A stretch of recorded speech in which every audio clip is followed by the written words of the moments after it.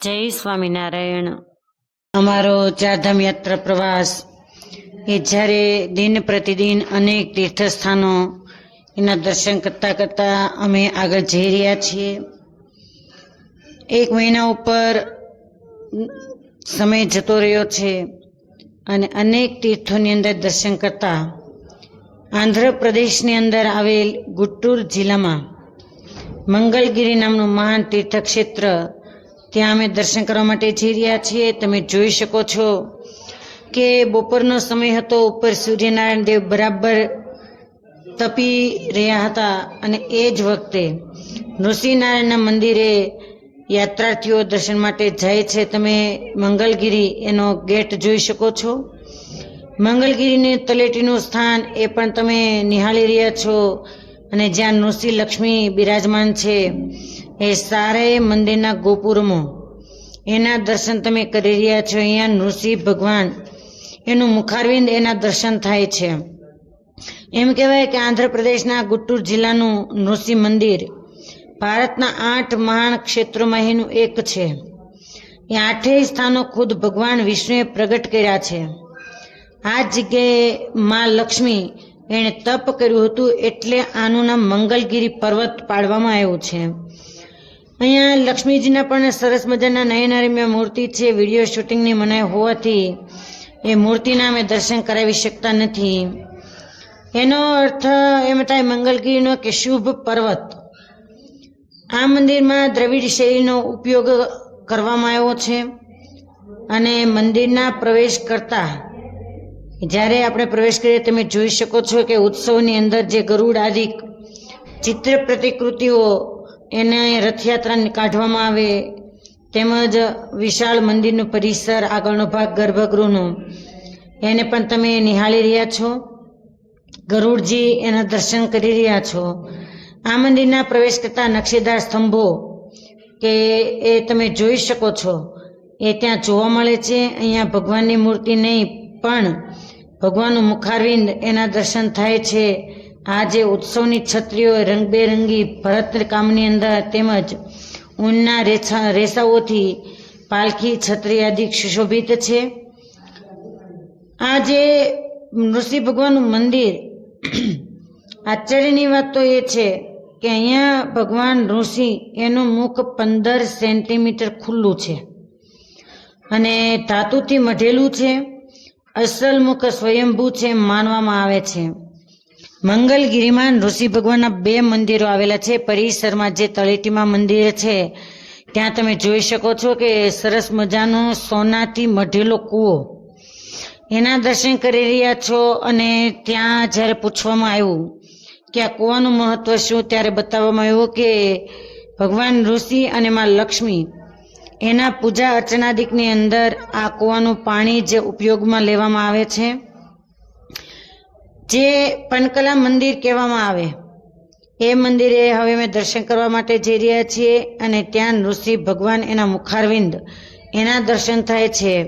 બાજુમાં માં લક્ષ્મી એનું તપસ્થાન છે, જે એના મૂર્તિ સરસ મજાના નયનરમ્ય એવા માં લક્ષ્મી બિરાજે છે અને એક ઉપર ચડી બાજુમાંથી માં લક્ષ્મીના મંદિરે જવાય છે। ખૂબ નાજુકડું અને નાનું સ્વરૂપ માં લક્ષ્મીનું છે। આશ્ચર્યની વાત એ છે કે અહીંયા પરમાત્માનું સ્વરૂપ એ સ્વયંભૂ છે અને ધાતુ એને ચડાવવામાં આવી છે। કહેતા કે ધાતુનું મુખારવિંદ છે। આ મંદિરની અંદર પ્રસાદ તરીકે શરબત ચડાવવામાં આવે છે, જે શરબત ગોળને પાણીની સાથે એલાયચી અન્ય મસાલાઓ એના મિશ્રણથી બનાવેલું પાણી, એને આંધ્રપ્રદેશની અંદર કહેતા તીર્થસ્થાનની અંદર પાનકડ તરીકે ઓળખવામાં આવે છે અને આ નૃસિંહ મંદિરને પણ પનકલા મંદિર તરીકે ઓળખવામાં આવે છે। આપણે મંગલગિરી નામથી ઓળખીએ છીએ। આ ગોળનું પાણી એ એવી માન્યતા છે કે આ પ્રસાદ પરમાત્મા ગ્રહણ કરે છે આજે પણ। આપણે ત્યાં દર્શન કરવા માટે જઈએ એટલે રસ્તામાં જ આપણને ટિકિટ આપે, એ ટિકિટ લઈએ એટલે આગળ જતા સ્ટોર હોય ત્યાંથી આપણને પ્રસાદ મળે છે। અમે જ્યારે અહીંયા દર્શન કરવા માટે ગયા તો 35 રૂપિયા ટિકિટ હતી, એટલે 35 રૂપિયાની બોટલ, આપણે જેમ બિસ્લેરીની બોટલ હોય એ રીતે પ્રસાદની બોટલ આપણને આપવામાં આવે અને એ બોટલ લઈ અને પૂજારી મહારાજની પાસે જવાનું અને આપણે ઊભા હોય એ જ રીતે ભગવાનના મુખારવિંદની અંદર એ બનાવેલું જે શરબત એ ધરાવવામાં આવે અને એવું માનવામાં આવે છે કે આ પ્રસાદ પરમાત્મા ખુદ ગ્રહણ કરે છે. અને જ્યારે પૂજારી શંખમાં આ શરબત લઈ અને પરમાત્માના મુખારવિંદની અંદર જ્યારે ધરાવે છે ત્યારે ગડગડાટ એવો અવાજ આવે છે. જેમ જેમ વધારે શરબત એ પરમાત્માના શંખની અંદર લઈ પરમાત્માના મુખારવિંદની અંદર ધરાવવામાં આવે તો કોઈ તૃષાતુરી વ્યક્તિ પાણી પીતા હોય અને જલ્દીથી પાણી પીવે ને જલ્દી આ જે મુખારવિંદ એના તમે દર્શન કરી રહ્યા છો, બસ એ જ મુખારવિંદમાં શરબત ધરાવવામાં આવે છે તો એવો ગડગડાટનો અવાજ આવે છે. એટલે અહીંયાની માન્યતા એવી છે કે અહીંયા સાક્ષાત નૃસિંહ ભગવાન ખુદ બિરાજમાન છે. ઉપરથી તમે નીચે તળેટીનો ભાગ એને જોઈ રહ્યા છો.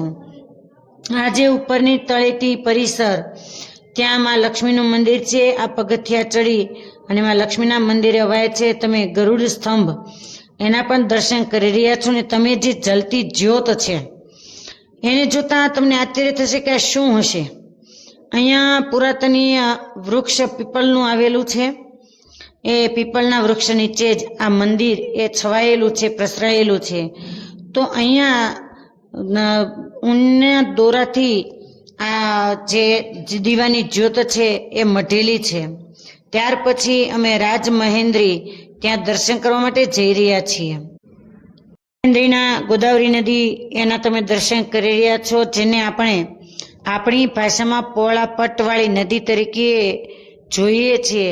જોવામાં તમને કદાચ એમ લાગશે કે આવી નદી ન હોય, આ તો સમુદ્ર દેખાય છે, પરંતુ હકીકતમાં રાજમહેન્દ્રી શહેરની અંદર આવેલ આ ગોદાવરી નદી છે. જે ગોદાવરીનું ઉદ્ગમ સ્થાન બ્રહ્મગીરી પર્વત એને આપણા દર્શન કરી ચૂક્યા છીએ.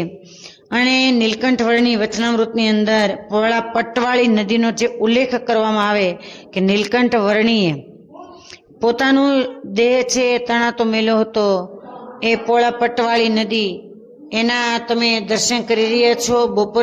બપોરનો સમય હતો એટલે સ્વાભાવિક છે સૂર્યનો તાપ, અને એમાં પણ બપોરના સમયે અમે રાજમહેન્દ્રીમાં જ્યારે પહોંચ્યા તો સર્વ કોઈ દર્શનાર્થીઓ એ નાય પરમાત્માના સ્વરૂપનું અનુસંધાન રાખી અને નદીની અંદર સ્નાન કરી રહ્યા છે.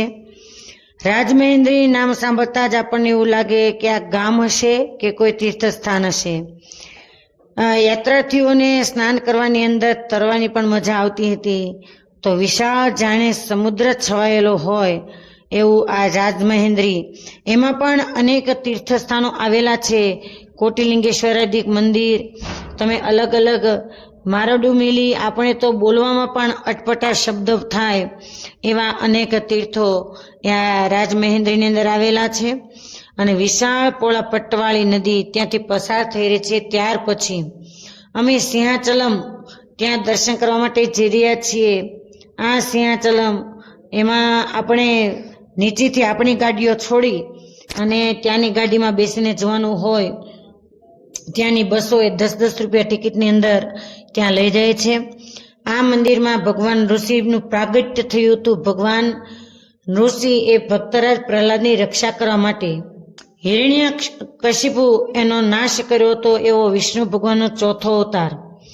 એ આંધ્રપ્રદેશના વિશાખાપટ્ટનમ આથી 16 કિલોમીટર દૂર આ સિંહાચલમ પર્વત પર આવેલું આ નૃસિંહ મંદિર એ હજારો વર્ષે પુરાતની છે.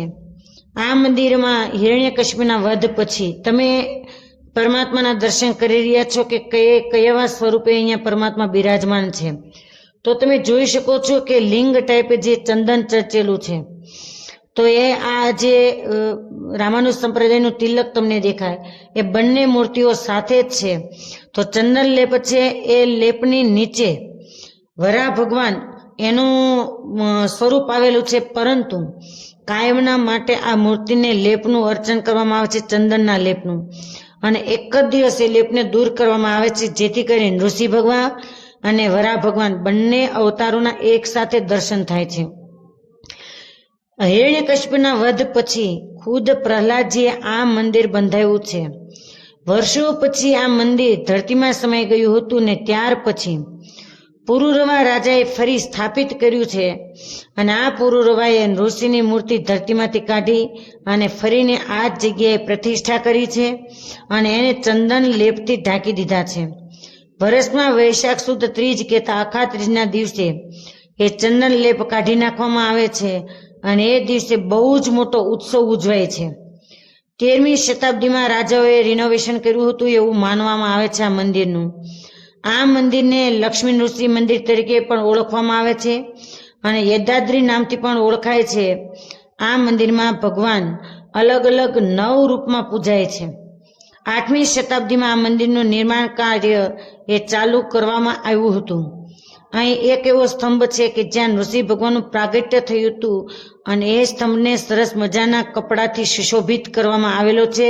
ગર્ભગૃહની બાજુમાં જ આ સ્તંભ આવેલો છે અને આ સ્તંભ એમાં જ નૃસિંહ ભગવાને પ્રગટ થઈ અને ભક્ત પ્રહલાદની રક્ષા કરી હતી.